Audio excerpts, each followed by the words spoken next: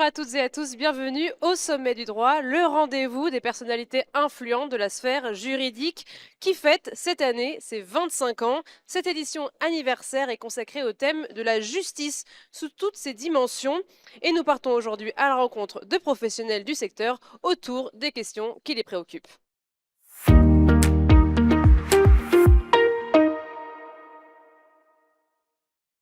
Et pour commencer cette émission, nous allons nous intéresser aux outils, les meilleurs outils à destination des juristes. Autour de moi, 3 invités pour répondre à la question.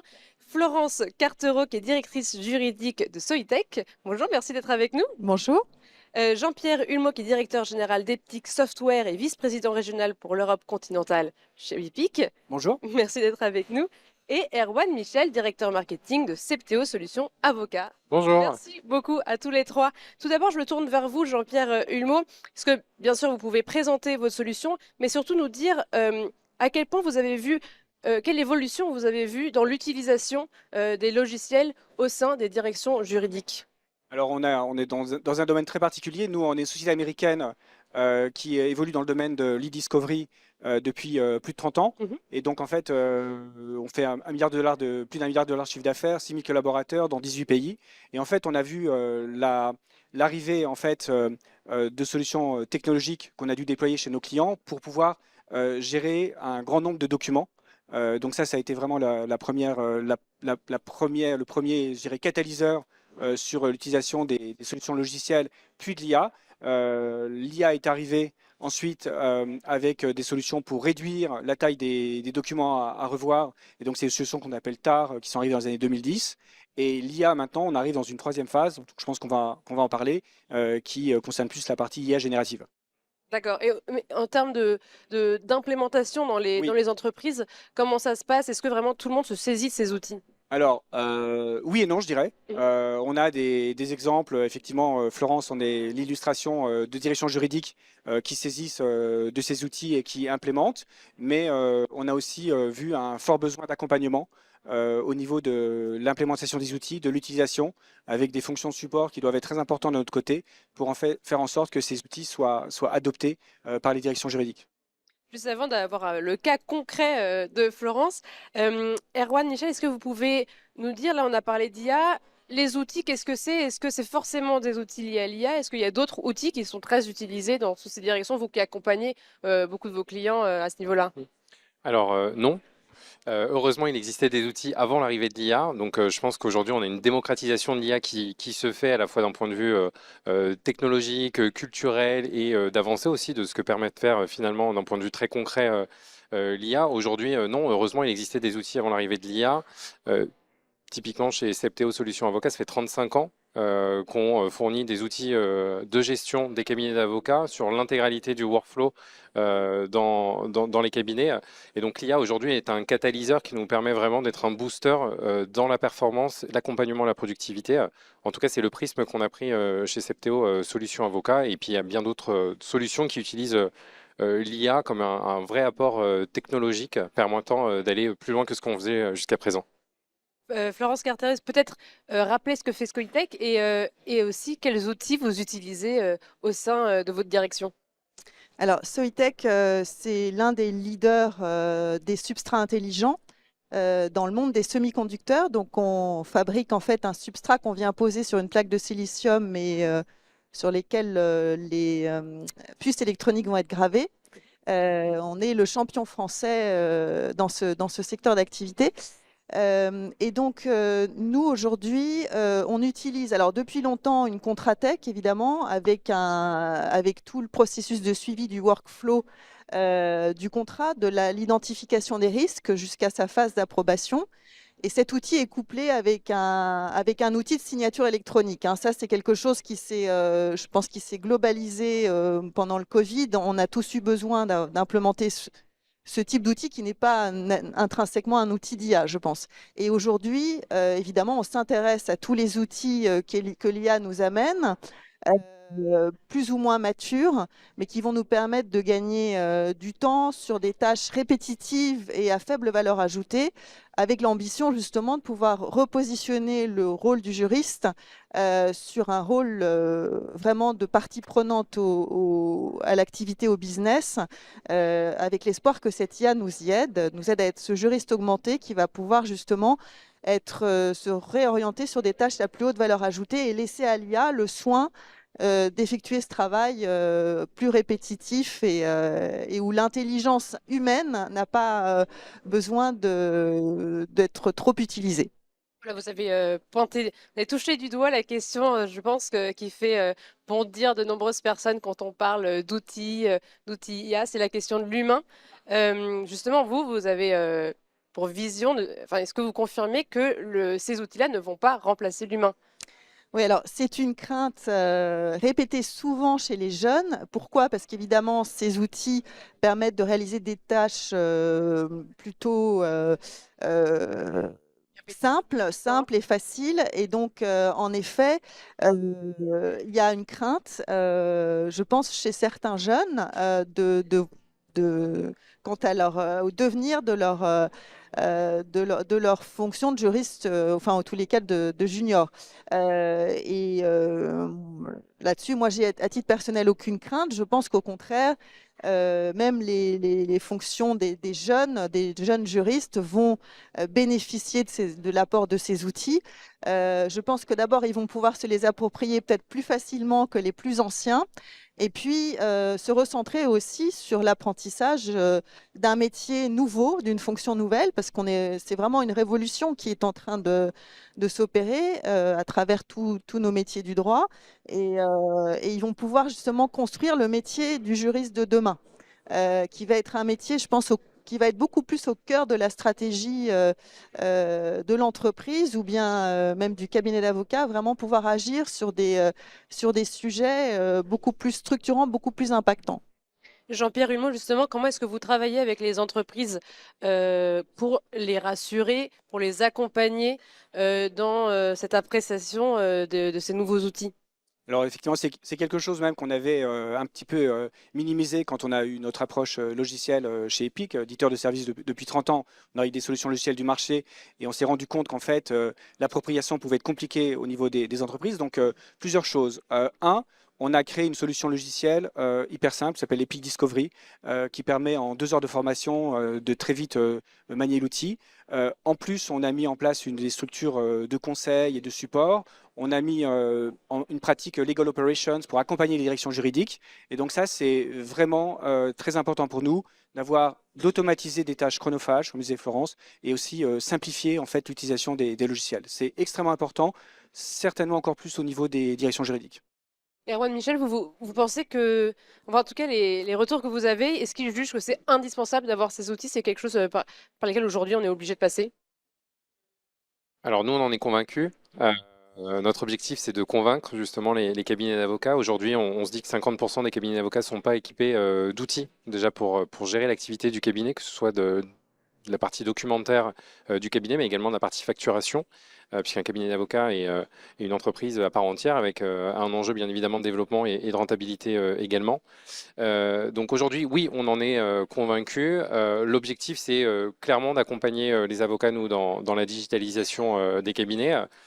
Derrière ça, nous, on a un mantra, c'est libérer l'avocat de ses contraintes. Et donc, finalement, derrière la libération de ce temps-là, c'est comment est-ce qu'on lui redonne justement un avantage concurrentiel en se concentrant sur son client étant lui-même vecteur de business. Donc, c'est en tout cas notre mantra depuis 35 ans et c'est comme ça qu'on développe aujourd'hui nos activités, que ce soit avec de l'IA ou sans IA. Bien évidemment, l'arrivée de l'IA, encore une fois, est un booster, je dirais, dans le gain de productivité, les gains de temps qu'on peut avoir, la réduction des risques. Et ça va dans la logique qu'évoquait Florence, avec accompagner également ces cabinets avec une notion de juriste augmenté, d'aller plus loin, plus vite et de façon plus sécurisée. Et de ce que vous voyez, lesquels sont les plus utilisés ou du moins quel serait le besoin, enfin, quels outils ils utilisent le plus pour répondre aux besoins majeurs? Alors aujourd'hui, un cabinet d'avocat a pléthore de besoins qui ne sont pas tous nécessairement couverts par une même solution logicielle. Nous, on a pris le parti d'orienter l'IA sur des gains de productivité. Donc, on va accompagner le cabinet dans la création automatisée de ces dossiers à travers des pièces, que ce soit des assignations, des requêtes, par exemple. Un avocat qui pouvait passer 20 minutes à créer un dossier, maintenant le fait en 1 minute. Voilà, donc il y a un gain de temps qui est mesurable, qui est là et qui a été constaté. Ça va être ensuite de s'intégrer dans un écosystème. On a pris le parti, par exemple, chez Septéo Solutions Avocat, de s'intégrer à l'écosystème Microsoft, ce qui permet à l'avocat, le juriste dans son ensemble, de travailler avec ses outils du quotidien et de profiter de la puissance de notre IA rattachée du coup à son outil de gestion. Et un autre exemple, par exemple, le chat conversationnel, ce qu'on a plutôt tendance à connaître et maîtriser avec les technos qui se sont démocratisés avec l'IA générative. C'est comment est-ce qu'on vient contextualiser un échange qu'on peut avoir avec un agent conversationnel pour pouvoir répondre à des questions et accéder plus facilement à l'information. Jean-Pierre Hulmeau, comment est-ce que vous travaillez pour penser les besoins du futur? J'imagine que c'est une question qui doit être prégnante au sein de votre entreprise. Oui, tout à fait. On a la chance d'être au contact de nos clients tous les jours, en fait, avec 6000 collaborateurs. Donc, on a une origine société de service. Donc, on est présent dans de nombreux pays. Donc, on a vraiment une grande proximité. Et en fait, l'utilisation d'outils du marché nous a permis de se poser la question, est-ce qu'on peut faire une solution simple, utilisable par la direction juridique, et en fait de recréer une triptyque ou créer une triptyque entre avocats, direction juridique, donc société, et puis aussi nous en tant que fournisseurs de services. Donc c'est vraiment d'être proche des matters, des cas en fait, de nos clients. Voilà, exactement. Florence, est-ce que vous formez vos équipes face aux risques aussi que peuvent... on a parlé de chat, etc. Effectivement, il y a des données parfois qu'on ne veut pas divulguer. Est-ce que vous formez vos équipes à ce niveau-là? Oui, alors de toute façon, avant de décider de choisir tel ou tel outil, on va évidemment faire une analyse et notre direction informatique et cybersécurité est systématiquement sollicitée et doit donner évidemment son accord pour le choix d'une solution sécurisée. C'est un passage obligé, nécessaire et obligé, puisqu'il y a beaucoup de ces outils qui sont en mode SaaS, qui impliquent effectivement qu'on télécharge nos données sur leur serveur. Et ces outils-là, du coup, posent des questions de risque évidents. Donc, si on fait le choix de ces outils-là, on va forcément former nos équipes à ne pas mettre des données sensibles, des données confidentielles de l'entreprise. On va les utiliser pour des besoins qui n'impliquent pas qu'on ait à télécharger des données sensibles. On va être aussi vigilant sur le code de déontologie de l'outil, c'est-à-dire savoir comment l'outil a été entraîné, avec quelles informations il a été entraîné. C'est évidemment très important. Et puis, on l'a évoqué sur notre table ronde, le sujet évidemment de la conformité à la RGPD, hein, la gestion des données personnelles. De la même manière, il faut que l'outil qu'on va choisir présente des garanties, toutes les garanties nécessaires pour conformité à la RGPD. Erwan Michel, est-ce que de ce que vous voyez, il y a un fort budget qui est alloué à ces outils, mais aussi la formation, etc. Est-ce que ça représente un investissement important de la part de ces cabinets dans cette direction? Alors aujourd'hui, c'est un investissement. Mécaniquement, puisqu'on investit dans un outil, mais je pense que c'est un investissement qu'il faut aussi voir sur les personnes. On en parlait avec Florence et Jean-Pierre. Il y a une nécessité, je pense, de travailler aussi l'attractivité des entreprises vis-à-vis d'un marché. Et donc, pour ça, oui, c'est un investissement à la fois sur les people, à la fois sur les outils. Aujourd'hui, ce qu'on travaille beaucoup, c'est de montrer aussi qu'il y a un retour sur investissement, finalement. Investir sur tel outil, il y a des gains de temps et des gains de productivité. Il y a des risques qu'on espère de plus en plus réduits, que ce soit avec de l'IA ou sans IA. Je pense que tous ces apports aujourd'hui sont des vecteurs supplémentaires de décision et qui doivent permettre à une direction juridique ou à un cabinet d'avocats de s'outiller correctement et de façon sereine, et ce, dans le respect des différentes réglementations qu'on peut avoir d'un point de vue sécuritaire. Bien, merci beaucoup à tous les trois de nous avoir apporté votre analyse sur les outils, voilà, qui sont à destination des juristes. Je rappelle que Jean-Pierre Hulmilot, vous êtes directeur général d'Epic Software et vice-président régional pour l'Europe continentale d'Epic. Florence Cartereau, vous êtes directrice juridique groupe de Soitec. Et Erwan Michel, vous êtes directeur marketing de Septeo Solutions Avocat. Merci beaucoup à tous les trois.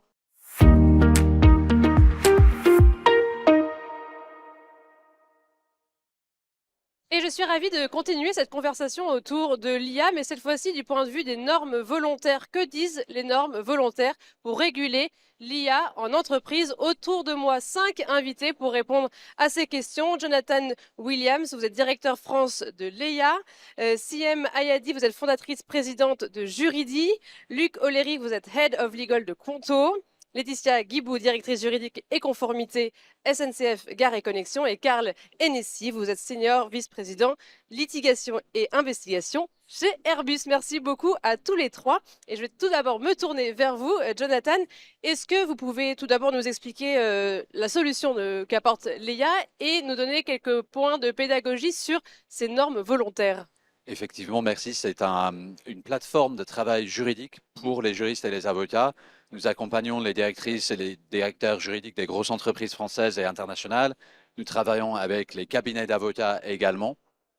En termes de pédagogie et d'indices, c'est surtout une question de données. Une question de données, une question de sécurité de la donnée.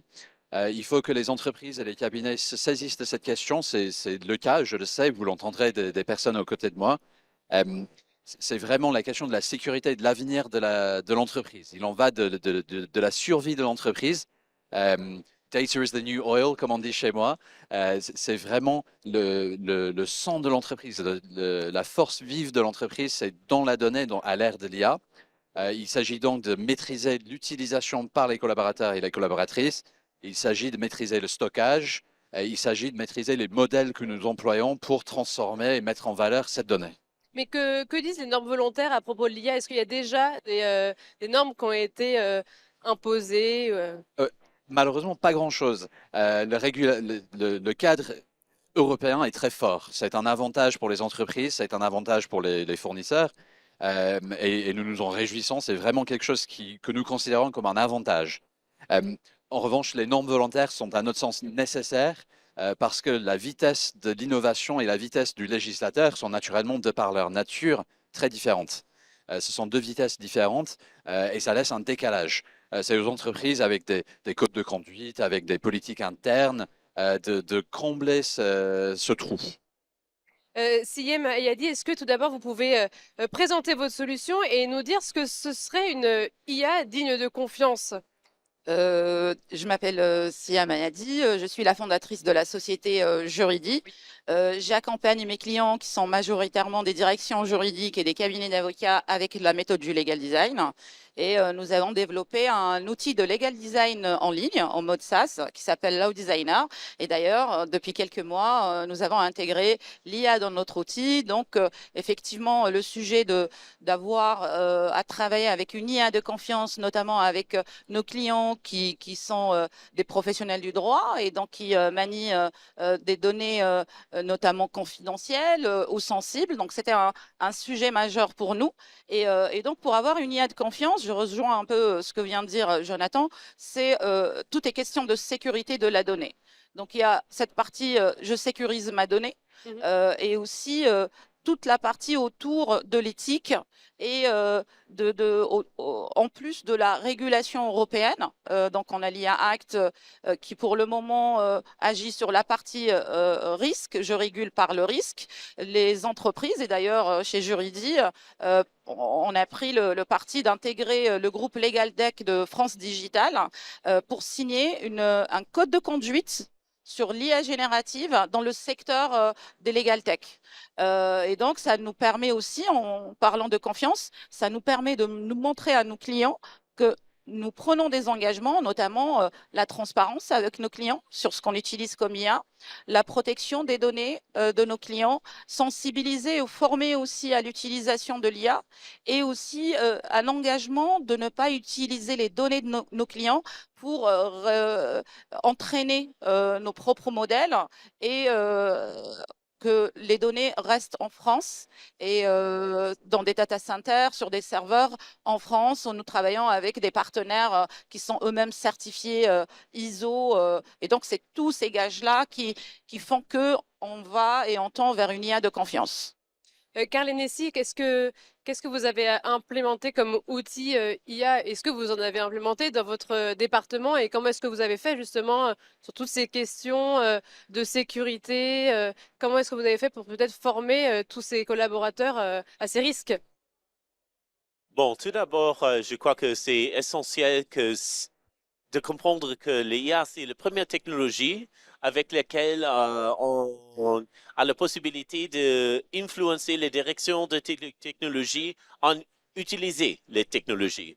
Et c'est-à-dire que c'est essentiel que même les utilisateurs qui sont pas forcément impliqués dans le développement des technologies, ils ont une connaissance comment ça marche. Et de plus, ils ont un respect de la puissance de cette technologie. Et d'abord, en fait, les opportunités, mais aussi les défis qui se représentent pour l'entreprise, mais aussi pour l'humanité. Et en fait, pour nous, c'est essentiel de former les gens sur les valeurs et sur l'éthique de cette technologie avant de les former, en fait, dans l'utilisation eux-mêmes. Chez chacun des responsabilités de chacun des entreprises, mais chacun des utilisateurs.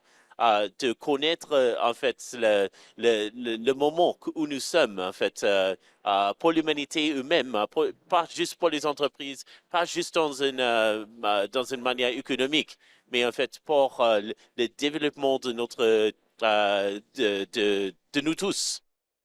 Et justement, Laetitia, est-ce que vous implémentez certains outils? Est-ce qu'il y a un code de déontologie qui est utilisé au sein de SNCF Gare et Connexion? Oui, alors au sein de SNCF, c'est pas un projet, mais de nombreux projets qui intègrent l'IA. Et donc, justement, pour avoir un peu un socle commun, on a développé, on a mis en place un code de conduite de l'éthique de l'IA qui est applicable à tous les collaborateurs, mais aussi aux prestataires avec lesquels on travaille et qui reprend les grands principes qui sont importants pour le groupe SNCF. Donc, on retrouve évidemment la transparence, l'intégrité des données, la sécurité, mais aussi, et c'est vraiment important, le respect de l'environnement. Parce que pour avoir un développement de l'éthique qui soit raisonné et cohérent avec notre feuille de route RSE, et puis un accent aussi qui est mis sur l'humain. Les projets d'IA, ce sont des projets qui sont au service de l'humain avant tout. C'est un usage de l'IA avec l'humain in the loop. Oui, justement, vous parlez de l'humain. Est-ce qu'il y a des collaborateurs qui ont fait part de leurs inquiétudes face à ces outils? Oui, alors dans les directions juridiques, notamment, on fait partie, et on voit, on entend beaucoup que l'IA va remplacer les juristes. Moi, je pense que c'est faux. En revanche, l'IA va devenir un outil que le juriste doit maîtriser. Et donc, le juriste de demain, comme il utilise Word et Excel couramment, eh ben, il saura prompter. Et donc, nous, on a fait beaucoup de formations de nos collaborateurs et particulièrement des juristes pour apprendre justement à prompter et à apprivoiser l'humain et lever toutes les réserves qu'il pourrait y avoir sur cet outil. Luc O'Leary, j'imagine que l'IA fait partie intégrante des outils que vous utilisez pour vos solutions. Est-ce que vous avez dû faire preuve de pédagogie envers vos utilisateurs? En fait, on n'a pas dû faire trop de pédagogie chez nous. Étant une entreprise jeune et innovatrice, on a énormément de nos collaborateurs qui étaient enthousiastes pour mettre en place. Déjà embarqué dans cette idée. Donc, l'enjeu pour nous, c'est plutôt d'assurer qu'on suit bien l'évolution de ces technologies pour qu'on ne nous expose pas aux risques posés par l'IA générative. Nous regardons l'arrivée de l'IA générative plutôt comme une opportunité. Oui. Mais évidemment, ça vient avec les risques auxquels il faut être conscient, surtout étant un établissement réglementé comme Canto. Quels sont les enjeux? C'est vrai qu'on a parlé d'écologie, de confiance, etc. Comment vous faites pour fédérer tout ça au sein de l'entreprise? On applique un cadre, on a mis en place un cadre qui respecte la réglementation, mais aussi qui est suffisamment souple pour permettre de l'innovation. Donc, on a ce qu'on appelle un governance light, qui est un comité de risque qui a lieu chaque mois. Et l'IA est parmi les sujets discutés pendant ces comités. Et on a aussi un groupe d'ambassadeurs qu'on appelle les AI Advocates pour partager les nouveautés, pour suivre les déploiements de technologies dans chaque équipe interne chez Conto. Justement, Karl Hennessy, l'objectif là, c'est vraiment d'apporter de la confiance à ce cadre où l'enjeu, c'est vraiment d'être à la pointe de la technologie. L'art de composer un panel comme celui-ci et de trouver les gens qui ont si d'expérience, mais des points de vue légèrement différents, pour qu'on comprenne en fait les points de vue, mais pour qu'on apprend aussi en fait des choses. Et moi, j'étais particulièrement en fait capté par le fait que dans des conversations en préparation et même dans la conversation d'aujourd'hui, en fait, j'ai appris plein de choses que je peux utiliser en fait dans l'avancement en fait de mes projets concernant l'IA et des autres choses aussi. Oui, mais justement, au sein de vos équipes, etc., est-ce que il y a des enjeux, des besoins qui vont arriver à l'avenir et vous allez devoir trouver une réponse qui peut être faite par l'IA? En interne, on a toujours une discussion en fait avec les autres concernant en fait la responsabilité qu'on prenne avec le développement de cette technologie. Mais on fait partie d'une communauté en fait plus grande en interne dans l'entreprise, mais avec les autres entreprises, avec des acteurs en fait dans le secteur privé, mais public aussi, avec et avec les acteurs qui ont se dédié en fait à l'éthique en fait de l'utilisation des techniques. Il fallait en fait une atmosphère ouverte à l'écoute. Et en fait, si on arrête d'écouter les autres, si on croit qu'en fait, on avance avec un avantage qu'on peut utiliser dans un sens compétitif, ça c'est le moment que cette technologie devient dangereuse. En fait, entre les entreprises, entre les personnes physiques et entre les États. Et Jonathan, comment est-ce que vous travaillez, comment vous faites de la pédagogie aussi avec les personnes, vos utilisateurs, les personnes avec lesquelles vous travaillez? Absolument, c'est la partie la plus importante du déploiement d'un outil IA, c'est l'accompagnement des équipes, l'accompagnement des avocats, les juristes d'entreprise, les directeurs et directrices. Quelle tâche va-t-on confier à cet outil? Quel est l'objectif? Pourquoi veut-on le faire? Et puis de former. Et on va physiquement chez eux, on va dans les cabinets, je passe beaucoup de temps dans les cabinets en ce moment, on va physiquement chez les gens pour les former sur place à l'utilisation parce que c'est vraiment l'humain le plus important dans ce type d'outil. Siem, est-ce que justement vous faites face plus à de la réticence ou comme Conto, il y a des gens avec lesquels vous parlez qui sont déjà très facilement embarqués par ces outils? Au fait, ça dépend des sujets, mais la réticence, on ne peut pas être réticent à quelque chose qui est là, qui se développe. Au contraire, il faut se l'approprier, comme on le dit depuis tout à l'heure aussi, l'aspect formation. Nous, ce qu'on fait, c'est qu'on fait beaucoup de fiches pratiques avec le legal design. On vient expliquer ce qu'est l'IA Act, toutes les recommandations de la CNIL aussi sur les protections des données personnelles, avec des fiches, avec le langage clair, avec des visuels, pour qu'on puisse diffuser au sein de nos clients aussi toutes ces notions pour enlever l'appréhension du sujet. Et in fine, l'IA générative reste un outil qui vient aider le juriste ou le professionnel du droit. Il ne le remplacera jamais. Voilà. Eh bien, merci beaucoup à tous les 5 pour votre analyse sur ce sujet-là. Et c'était notre émission au Sommet du droit, les 25 ans du Sommet du droit.